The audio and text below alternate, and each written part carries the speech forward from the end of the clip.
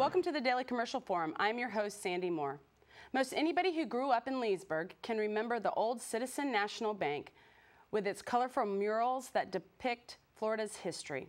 The 45-year-old building was recently demolished to make way for a new bank.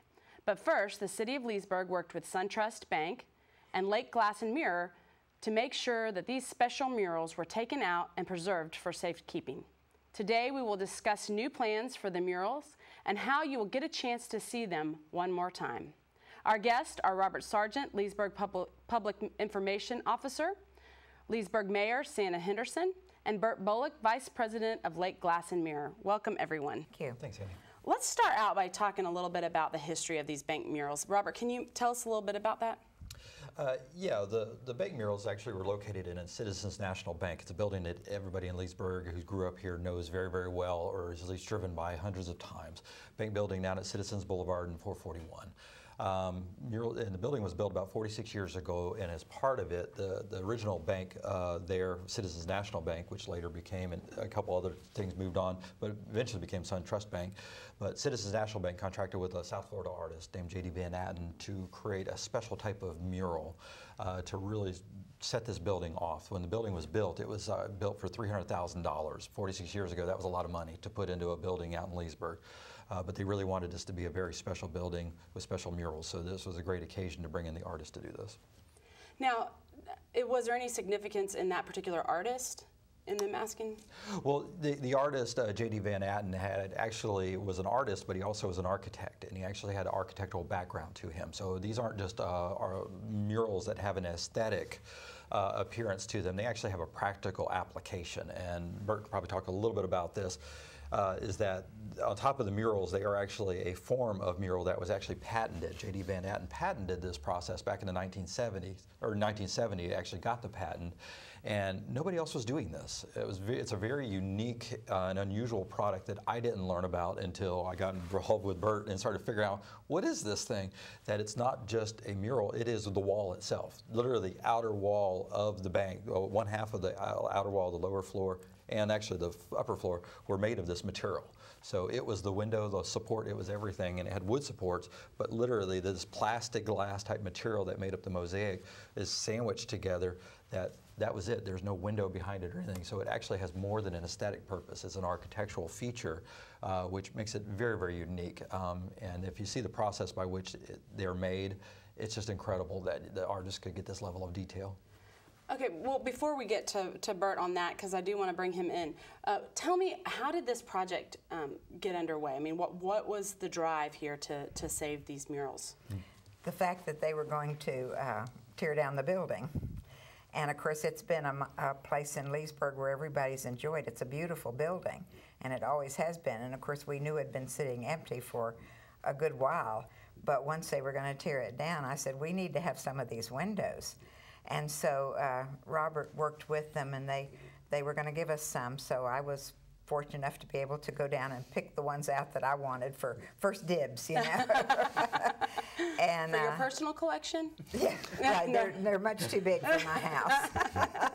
But they are, you know, they are beautiful, and I tried to pick out kind of ones that would represent the different periods of Florida history, and ones that were in pretty good shape. Well, and how did you and Lake Glass and Mirror, Bert, get involved in this, and why was it important to you?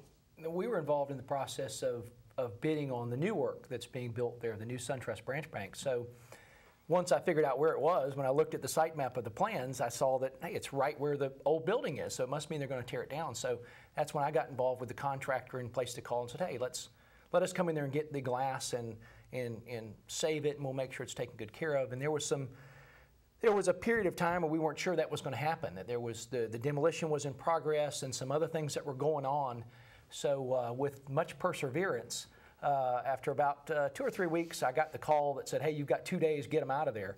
And so we rallied our troops and got some equipment, and we spent 2 solid days there with 3 of our staff members and got every piece of it out of there. And thankfully, all in one piece, every one of them came out. So we were very glad to save them and get them moved on and distributed. The city's 6 pieces, and then get the rest of it back to our warehouse. Okay, so now for people that maybe are not necessarily familiar with them, because I'm going to be honest, I grew up here in Leesburg. I definitely had gone into Citizens, and I remember the windows, but I didn't I really didn't know that there was, I guess it's a history of Florida, maybe. Tell us a little bit about the windows themselves. The bank used to have a brochure that everybody would get, and it told what each window was. And I'm a retired teacher. I taught 7th grade, and one of the 9 weeks, in fact, Bert was my student.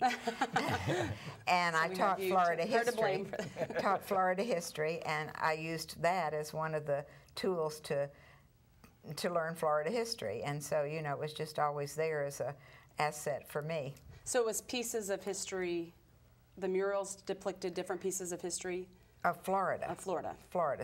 Its 500th birthday is coming up, and Robert can tell more about that. Yeah, J.D. Van Atten, when he was contracted to do this, he didn't just want to do something that actually had just a purely aesthetic approach to this. He wanted to have a mural that actually had a message that meant something. And he really did a lot of research that of the murals. I think there's probably about more than 40 of them altogether. The upper floor was more or less just mosaics. Those are purely aesthetic. But the wall of Florida history, as it became known, is actually 25 panels along the ground floor. And it takes Florida through various important aspects that J.D. Van Atten researched. It actually, 2 of the panels that sandwiched together kind of in a storybook style actually have all the flags of which Florida was governed under the French, the Spanish, the Confederacy, and the Florida flag. It takes us all the way from Ponce de Leon to the natives that lived here, the establishment of Tallahassee, the first bank, which seemed appropriate. It's in a bank building, have it as the first bank. Also had commerce, shipping, trains, which is important in the banking business as well. So J.D. Van Atten put a lot of thought in this, but the murals really tell just a fascinating story that folks who do not know about Florida history would probably learn a lot from, even from the pirates that were here and the explorers beyond Ponce de Leon who lived here.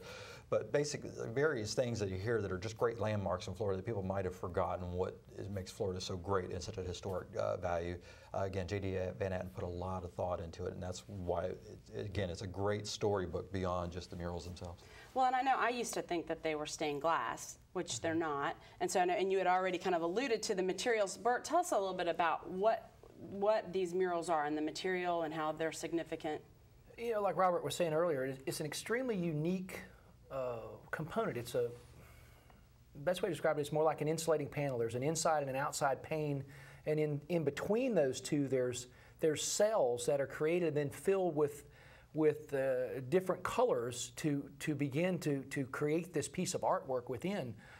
It's all created in a horizontal fashion on a working table, and Robert was able to find the patent documents of how it was made, and it was very fascinating to see how this thing unfurled and how it was put together in the assembly instructions. So it was very unique, but it's basically a fiberglass resin product, a plastic, if you will, that's brought together in an insulated unit and then put in the frames. It's extremely durable, as you can imagine. It's survived over 45 years installed in those openings, or nearly 45 years installed in those openings through various hurricanes and storms and all the elements that come along with attacking things that sit out in the sun and the rain and things like that. I was speaking to somebody the other day, and I said, I can't imagine if I set something in my yard for 45 years and then came back and get it, if it would ever be in this good a condition. Because have you ever had like kids' furniture and things like that? They're they're supposed to last forever. They're supposed to last forever, but it's an extremely unique,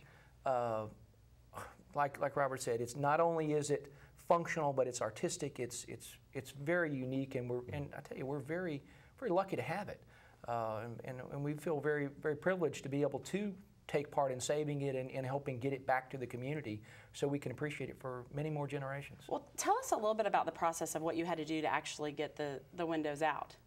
Well, it wasn't that difficult. We're being in the glass business. We were familiar with the system it was installed in, so we sent 3 of our technicians down there, and they quickly assessed how the frame came apart, and then we began the task of trying to get it out of there. Now, granted, it was stuck in there pretty good after 45 years, you can imagine, but I made sure our people understood that our goal was to get it out of there without destroying anything, and once we figured out the best process to do that, we were able to get them removed and then set aside and then again distributed to either the city's warehouse or our warehouse for cleaning and protection. And where are they now? We have the majority of the panels in our warehouse over at Lake Glass, and then we distributed the cities to one of their warehouses for their storage. And what's happening with them? Well, I'm not sure. We're going to have the event in November at the Center for the Arts, the Leesburg Center for the Arts. Starting Kinda November like their 15th. November 15th. Kind of like they have a different art show every so often where they display paintings. So this will be the one for November. And we'll put them up in there, all of them, for people to go and see. I don't know if it'll just be the cities or if Bert will bring a few or what, but we'll have a whole display of the murals, and we hope everybody will come and see them. And then we do need to decide where they're going to go. If anybody has any ideas, to let me know. But I figure there's room for one in City Hall. There's probably room for one at the library.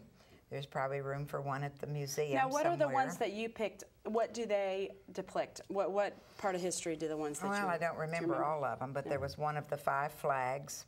There was one of Ponce de Leon, and some of the other I think, explorers. yeah, I worked with you on that one. I think one of you picked out, it was Chief Osceola, one of our prominent Native For the Americans that we Indians, had right, in Florida. the Native Americans. Yeah, you had that one. There was also one with the Spanish seal on it. I think you had one that you wanted one of the steamboats. There's a steamboat in there showing the commerce of that. And so she picked out several that she thought would kind of just a little mixing of things. But if I could, I'd just like to compliment Lake Glass and Mirror on this real quick because it was phenomenal to see the work done. Is that this building demolition was on set. It was moving. SunTrust was very, very gracious to allow us to have these. But literally, they said, all right, this building's coming down, and if everybody lives in Leesburg knows there was a crosswalk over Citizens Boulevard, all that had come down. They said, you got 2 days, go for it. There's 45 panels. Each of these panels is 8 feet tall. The lower ones are 8 feet, and the upper ones are 10 feet. Yeah, they're very tall, about 4 feet wide, aren't they? Yes, about 4 feet wide. This was not an easy feat getting these out, even though they were somewhat manageable once you pried them out. I mean, just to see the work that was done is just amazing, and like I said, I have a lot of compliments for that. Well, and being on Facebook, I also see posts of we're going to be cleaning. So I know that they didn't just come out and then you can go ahead and display them. They also had to be cleaned. And so how is that process? We have a group of volunteers that found us on Facebook as I began to post pictures of us getting these things out of the building. We had people just kind of comment on, hey, I like that or whatnot. And then I set out a call for volunteers. Hey, let's get together and let's put together a plan to clean these and let's get them looking better. We're not talking about a restoration. We're talking about a cleaning and a preservation of what's been done. So we've got. Because you had to reframe some of them, did you? Yes, they have some serious deterioration in the perimeters. That we're working on the best way to fix that still. Right now there's about 5 or 6 of us that are involved and basically we pull a panel out, we look at it, we very carefully remove the excess sealants that are on it and then we clean it with very mild soap and water and just give it a general thorough cleaning to try to get some of the 45 years of dust and dirt off of them. I'm guessing some of the ones that were up high probably didn't get a lot of They probably didn't. They probably got more. They got washed by the rain, I imagine. And but again, we've got a great group of volunteers that have helped, and we want to make sure that they get out to the display that's going on at the Leesburg Center for the Arts, and make sure that they get acknowledged for their efforts too. Because we've spent about 5.5 or 6 hours a week for the last 6 weeks working on these panels, and we basically have our 6 prepared for the show, and we're getting ready to talk to the city about letting us prepare theirs in the same manner, so theirs are preserved as well as ours are. So when they go on display, they'll look as beautiful as possible for their age. Now, has there been anything about the windows that have surprised you, or anything that you were not expecting with this? I would say the overall good condition of them. Again, for them to be almost 45 years old and to be in surprisingly as good a condition as they are, and hopefully it's something everybody will get to come out and see at Leesburg Center for the Arts, is the beauty of them when the light passes through them. It still amazes me every time I see them. It's almost like they're electrified. They just come alive, and it's so beautiful to think of something that's that age and has been sitting in the elements for so long that can look so good, and it fascinates me every time I see it. And they haven't gotten old yet. Every time we get one cleaned, we take it out in the sun and we all stand behind it and look at it through the light. And we take turns of, passing it around and getting to look through it at the light. They're just beautiful. Do you have a favorite? I probably do. There's a couple of pirates there that, you can't help but find fascinating. Blackbeard is one of the pirates. Oh, that's an amazing image. It really is. And then, of course, there's Captain Morgan, which you just got to love. You think about the ups and downs of Florida over the years and the challenges that it faced, and some of the unique characters that are part of our history, and those pirates, as well as John Ribault and Porce Ponce de Leon, and then Chief Osceola. There's just so many unique characters that were put in these images. It's absolutely amazing. I'm feeling very cheated that we didn't do this show prior to the demolition, so we could have seen all of this. It happened so quickly. We didn't have much of a chance. I didn't appreciate it when it was there. So thank goodness y'all saved it. As a teacher, 4th grade is usually when kids study Florida history. So that's a lot of 4th graders that have been through and enjoyed the murals. I hope a lot of them probably took field trips there and so forth when they were in the bank. So. And actually, we did bring some images that we're showing here during the show to see what the murals look like, and some images as well of Bert's crew removing them. So we'll get a chance to at least you see that a little bit. But that's what makes the event on November 15th, which is the kickoff, and it's at the Leesburg Center for the Arts, makes this so important, because some of these murals, this may be the last time you get to see them as they get dispersed, but this is a very important thing to preserve the murals and have them on hand. Now I know that we mentioned that particular event where you're going to get to see some of them, but there's many more. What are the other plans for the murals, the ones that are not going to necessarily be kept by the city? As part of our agreement with the contractor and the owner of the facility, Lake Glass agreed to make no profit or income whatsoever from this glass. We agreed that we would remove it, and we would do our best to clean it and preserve it, and then we would contribute it back to the community, to various charitable organizations within Leesburg. Now, what would the charitable organizations do with it? Typically, Lake Glass likes to support the Children's Advocacy Society, Lifestream, the Lake Sumter Community College Foundation, Beacon College, and the Boys and Girls Club. Those are the 5 that we typically support. Now, we haven't limited to that, but that's where we typically would donate on an annual basis and attend those annual galas. And we thought that would be a great place to get those back in the community and let people have an opportunity to own some of them. So they would be auctioned off. They would be auctioned off. At the different yes, thing. they'd be donated then auctioned off. Yes. And then and then there are others that if somebody felt like they maybe wanted something like that, they could just go to like for their charity, they could maybe go to Lake Glass. Absolutely. And ask you. Absolutely, we could certainly speak to anyone that is interested in having one of those panels donated to them. As long as for their charity. That's right. We want to make sure that it's fulfilling the commitment that I made to the owners and the contractors, that we would not benefit from them in any fashion other than distribute them back to the community for raising funds for our local charitable organizations. He mentioned Beacon, where the Beacon Library is down on Main Street and Palmetto. Yes. That's where the Citizens Bank first was when they first opened their bank, before they moved out to build that beautiful building. Right. And I did not know that. I did know that we had quite a few banks in downtown Leesburg, but I did not realize that that's where it was. Is it in that same building, or was it a different building? It was in that same building. It's been probably, remodeled and so forth, but. Right. Yeah, they had a smaller building on Main Street, but they built, what she's saying is they built the larger one on Citizens. Right. So now, why, when we're talking about this, I understand, is it just the fact that it is depicting our history that these are that it's important to preserve them? Because I know, you think 45 years doesn't really seem very historic. When you're looking at antiques, and of course if you're in Europe, we're like babies over here. 100 years is a baby. So why the preservation of it? Is it just that part of it? Well, because they are so unique, and of course I'm always in favor of saving everything. I want to preserve everything. I don't want to look at your closet. But one of the things we can have in the city that people will enjoy, and they're so big that if somebody gets one eventually, you know, at an auction or whatever, I don't know if they could put it in their house. They'd have to have a special house, but since it was exposed to the elements, maybe they can put it outside. They may very well be able to find a unique place to put it, whether it be in a wall. They need to be backlit in some fashion there. They're fairly benign without any light behind them, but back to the preservation of them. I would go in that building probably once a week, or at least go by it once a week with my mother. As a child, we'd do our banking, and I would get to ride by there and see the panels and marvel at them. And occasionally we got the privilege of going inside, which to go as a child to go in that bank, it was so unique because it was so big and the ceilings were so tall, and they had all this beautiful mosaic of glass all around you.